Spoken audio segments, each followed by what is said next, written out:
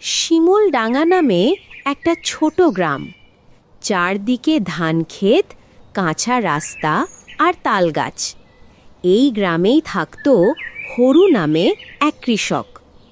হরু খুব পরিশ্রমী মানুষ ছিল, কিন্তু তার মনে ছিল একটু অহংকার। সে ভাবত সব কাজ সে একাই পারে। এই ধান ক্ষেত আমি একাই সামলাতে পারি, কারো সাহায্যের দরকার নেই। এক বছর বর্ষা ভালো হলো, ধানক্ষেত ভরে উঠল সোনালি শীষে। দেখছিস কাকা, আমার ক্ষেতটা সবার থেকে ভালো হয়েছে। হরু, একটা কথা মনে রাখিস, যে ধানের শীষে দানা বেশি সেই শীষটাই নিচু হয়ে ঝোঁকে।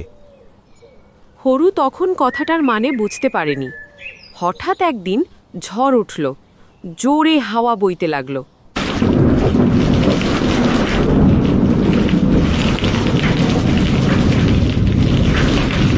যে ধানের শীষগুলো উঁচু হয়ে দাঁড়িয়েছিল সেগুলো ভেঙে পড়ল, আর যে শীষগুলো নিচু হয়ে ঝুঁকেছিল সেগুলো পেঁচে গেল। আরে, উঁচু শীষগুলোই তো সব নষ্ট হয়ে গেল। ঝড় থামার পর হরুর চোখ গুলে গেল। গোপাল কাকা, আজ আমি বুঝতে পেরেছি অহংকারী মানুষের সবচেয়ে বড় ক্ষতি। ঠিক তাই রে হরু, গুণ থাকলে মানুষ নিচু হয়ে চলতে শেখে।